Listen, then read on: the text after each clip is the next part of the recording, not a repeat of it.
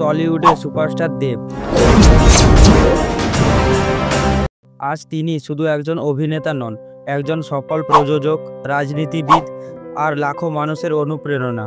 কিন্তু আপনি কি জানেন, ইন্ডাস্ট্রিতে আসার আগে দেবকে করতে হয়েছিল অনেক লড়াই।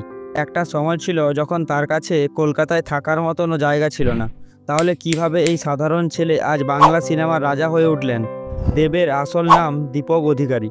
জন্ম পশ্চিম মেদিনীপুরের কেশপুর গ্রামের এক সাধারণ পরিবারে 1982 সালের 25শে ডিসেম্বর।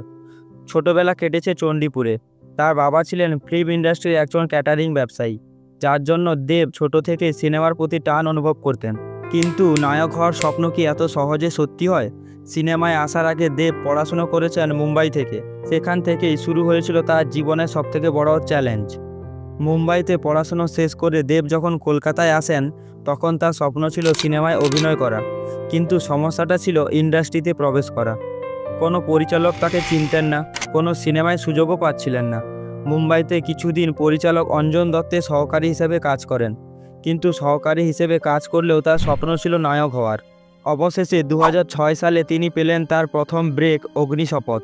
কিন্তু দুঃখজনক বিষয় হলো সিনেমাটি সম্পূর্ণ ফ্লপ। দেবের স্বপ্ন ধূলিসাৎ হতে যাচ্ছিল। একজন ব্যর্থ নায়ক যাকে কেউ কাজ দিতে চান না। অনেকেই ভেবেছিলেন দেবের কেরিয়ার শেষ। কিন্তু তারপর 2007 সালে এলো সেই সিনেমা যা সব কিছুই বদলে দিল। SBF-এর ব্যানারে মুক্তি পেল আই লাভ ইউ, এবং এই সিনেমা রাতারাতি দেবকে স্টারে পরিণত করলো। তারপর তাকে পেছনে তাকাতে হয়নি। চ্যালেঞ্জ, পরাঞ্জয় জলিয়ারে, পাগলু, খোকাবাবু, একের পর এক ব্লকবাস্টার সিনেমা। কিন্তু দেব শুধু নায়ক নন, তিনি একজন প্রযোজকও। নিজের প্রযোজনা সংস্থা থেকে চাঁদের পাহাড়, কবিরের মতো সিনেমা বানিয়েছেন, যা বাংলা সিনেমাকে নতুন উচ্চতায় নিয়ে গেছে। এমনকি তিনি রাজনীতিতেও সফল।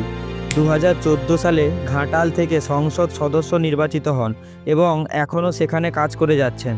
এখন তিনি শুধু টলিউড নয়, পশ্চিমবঙ্গের মানুষের প্রিয় একজন নেতা। দেবের গল্প আমাদের শেখায়, স্বপ্ন দেখলে, লড়াই করলে, হাল না ছাড়লে একদিন সফলতা আসবেই।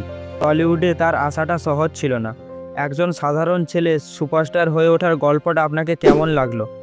আপনি দেবের কোন সিনেমা সবচেয়ে বেশি পছন্দ করেন কমেন্টে জানান।